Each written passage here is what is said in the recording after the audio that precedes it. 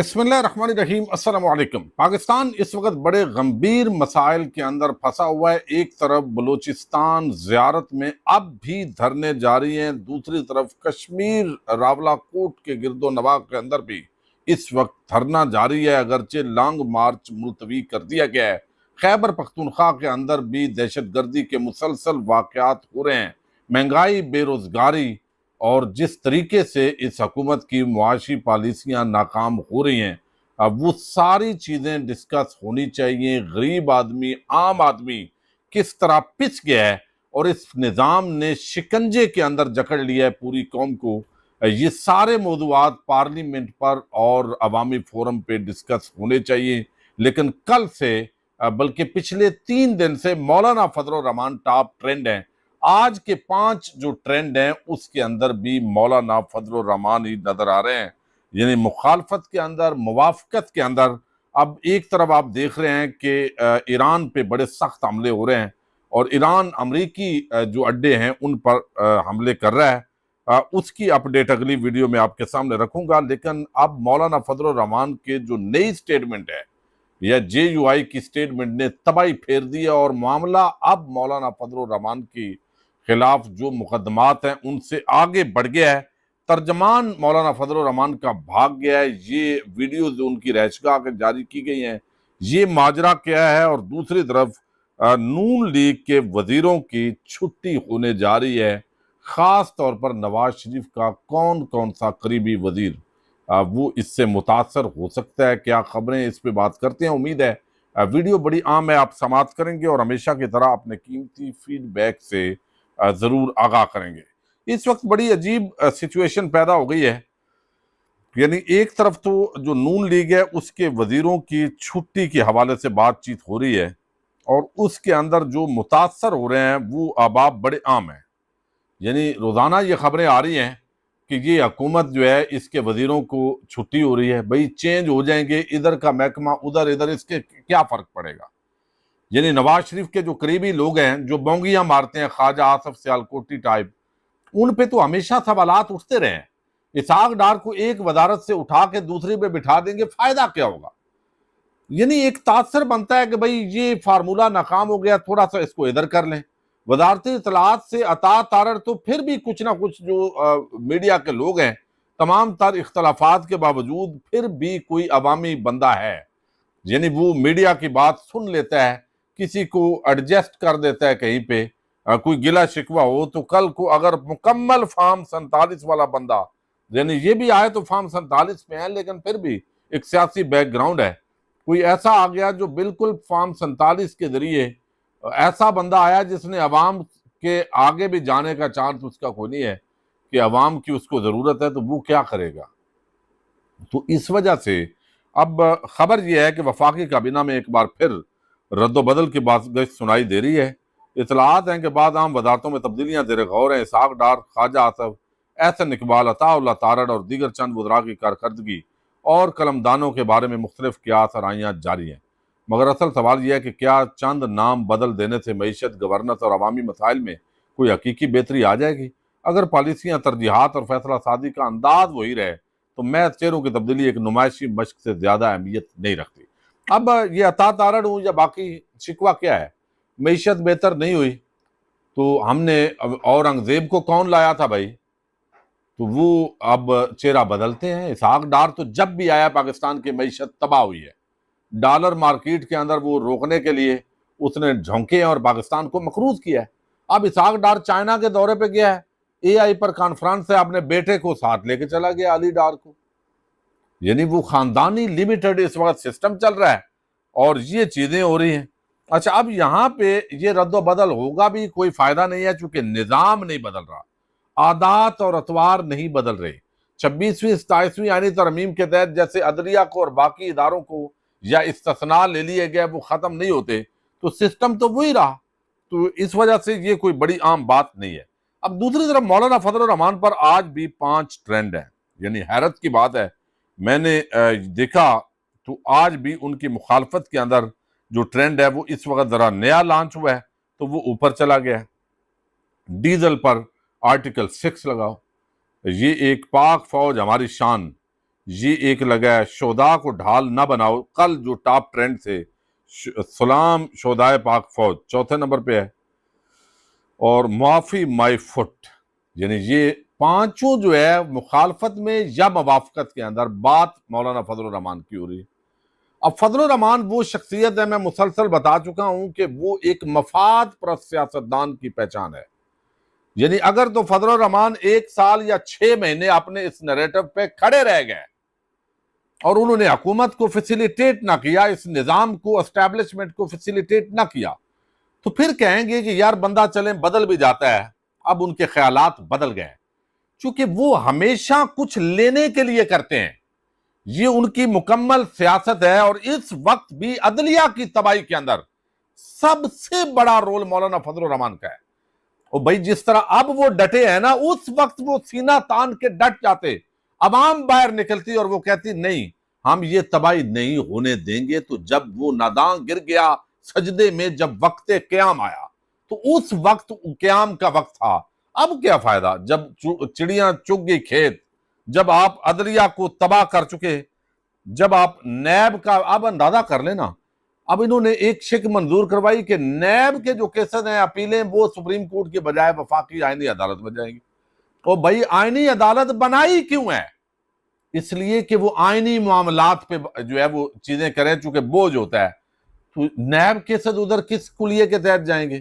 یعنی personal specific قانون سازیاں اور آئین سازیاں اس ملک میں ہو رہی ہیں، اندھیر نگری مچی ہوئی ہے، عام آدمی پس گیا ہے، بے روزگاری ہے، مہنگائی ہے، گیس بجلی کے بل یہ لوگوں کی کمر توڑ رہے ہیں، خودکشیاں ہو رہی ہیں۔ لیکن دوسری طرف آپ دیکھیں ججوں کو فری گاڑیاں مل رہی ہیں، یعنی تھوڑے سے 2.5 لاکھ 3 لاکھ دو اور گاڑیاں لے اڑو۔ اشرافیہ بدماشیاں نوچ رہی ہے عام آدمی کو، اس پہ بات نہیں ہو رہی، اس کو ایڈریس نہیں کیا جا رہا۔ پارلیمنٹ واقعہ ہی یرغمال ہو چکی ہے، چونکہ اس کے اندر عوامی ایشوز پہ بات نہیں ہوتی۔ نہ داخلہ امور ڈسکس ہو سکتے ہیں، نہ خارجہ ان لینڈ سیکیورٹی ڈسکس نہیں ہو سکتی۔ عام آدمی جو ہے اس کو ریلیف کیسے دینا ہے؟ یعنی ایسے لگتا ہے کہ زبردستی قابض طبقہ یہ سمجھتا ہے کہ ہم جو دے رہے ہیں وہ بھیک میں دے رہے ہیں، بس اس پہ آپ تالیاں بجاؤ۔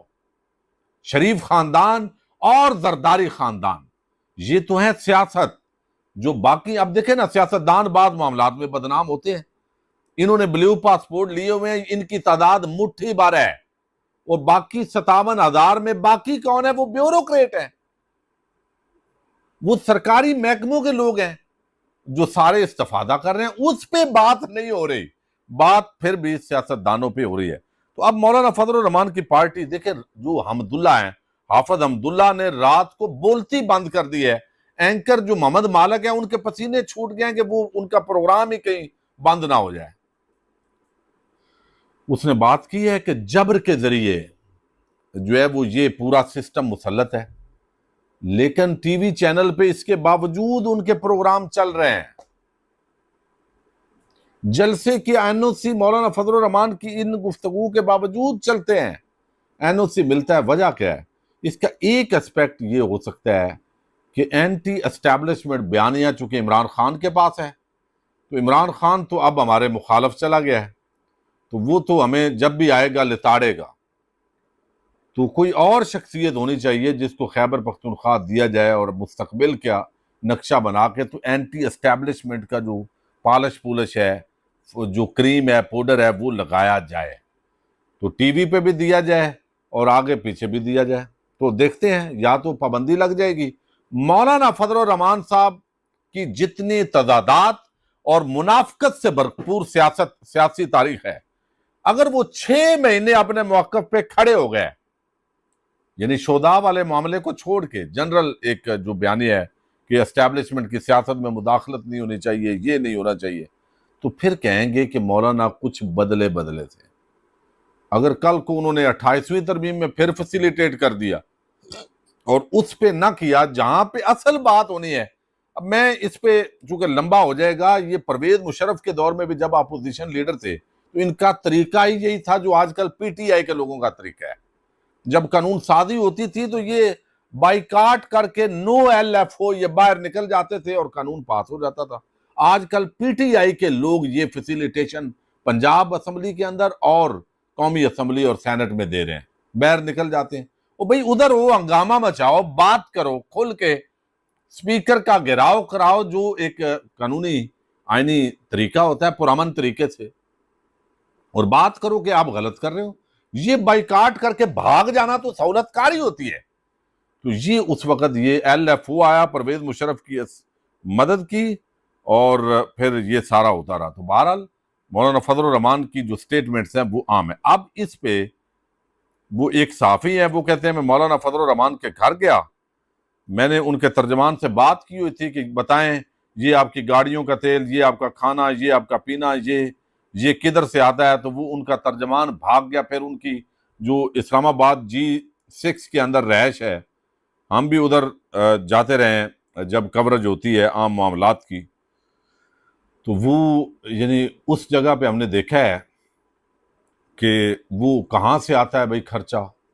وہ بھائی یہ بات نواز شریف سے پوچھ لو، یہ مریم نواز سے پوچھو، بلاول سے پوچھو، جس کے باقاعدہ جعلی بینک اکاؤنٹ سے باقاعدہ کپڑوں کی دھلائی ہوتی تھی، اور یہ جتنے کڑچھے چمچے ہیں ان کو آج پتہ لگا کہ مولانا فضل الرحمان کے گھر کا خرچہ کدھر سے چلتا ہے یا کہاں سے آتا ہے۔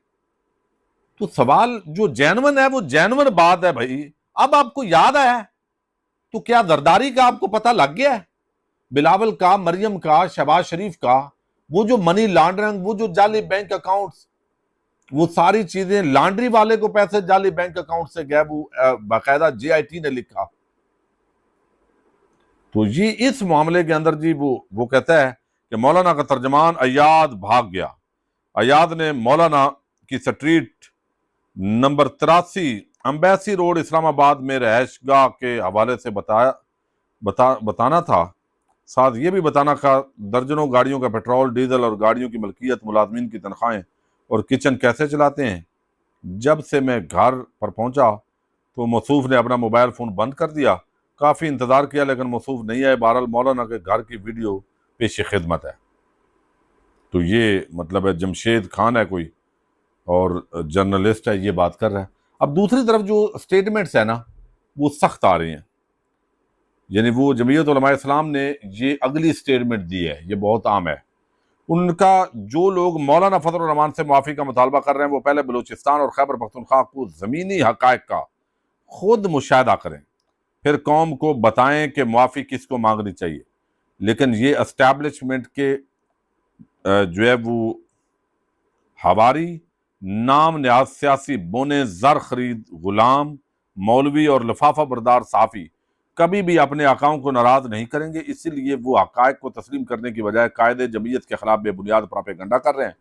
مولانا عبدالغفور حیدری کا یہ بیان آیا ہے جو آفیشیل JUI نے نشر کیا ہے۔ قائد جمعیت مولانا فضل الرحمان کی تقریر ملک بھر میں کروڑوں عوام نے سنی ہے اور انہیں مسلسل تحسین اور تائید کے پیغامات موصول ہو رہے ہیں۔ پوری قوم یہ کہہ رہی ہے کہ مولانا فضل الرحمان نے موجودہ حالات میں جو کچھ کہا وہ در حقیقت زمینی حقائق کی درست ترجمانی اور عوام کے جذبات کی حقیقی عکاسی کرتا ہے۔ اسٹیبلشمنٹ اور نام نہاد حکومتی جذبات سے ہٹ کر اور طاقت کے زوم سے نکل کر ٹھنڈے دل سے سوچیں کہ قائد جمعیت نے جو کچھ کہا زمینی حقائق اس کے برعکس ہیں۔ اگر حقائق تلخ ہیں تو اس کا جواب دلیل سے دیا جائے، نہ کہ کردار کشی، جھوٹے پراپیگنڈے اور معافی کے بنیاد مطالبات سے۔ قائد جمعیت حضرت مولانا فضل الرحمان کے خلاف جھوٹا اور گمراہ کن پراپیگنڈا کرنے والے نام نہاد سیاسی بونے، زر خرید مولوی اور لفافہ یہ اب زر خرید مولوی تو ایک میرا خیال ہے طاہر اشرفی نے کی ہے، تو وہ تو پہلے ہی اس کے بارے میں اسی طرح کا تاثر ہے عوام میں۔ اور لفافہ بردار صحافی اپنی غلط بیانی پر قائد جمعیت اور پوری قوم سے غیر مشروط معافی مانگے۔ حقائق کو مسخ کرنے والوں کے پاس اب معافی کے سوا کوئی اخلاقی جواز باقی نہیں ہے۔ یہ مولانا عبدالغفور حیدری جو سیکرٹری جنرل ہیں ان کی سٹیٹمنٹ چلائی گئی ہے۔ بہرحال یہ ٹرینڈنگ کے اوپر ہے جی۔ اور اس وقت بات جو قصور کے اندر کل جو FIR ہم نے آپ کے سامنے رکھی تھی اور وہ بڑے جید صحافیوں نے اس کو شیئر کیا تھا، صحافیوں کا ایک گروپ تھا، وہاں پہ میں نے ویریفائی کیا اور بہت سارے صحافیوں نے اس کو چلا دیا، لیکن قصور پولیس کا کہنا ہے کہ اس طرح کی کوئی FIR درج نہیں کی گئی۔ تو اس کا مطلب ہے کہ مولانا فضل الرحمان پر کوئی ابھی تک مقدمہ درج نہیں ہوا اور امید نہیں ہے کہ جج کے کہنے پہ بھی مقدمہ درج ہو۔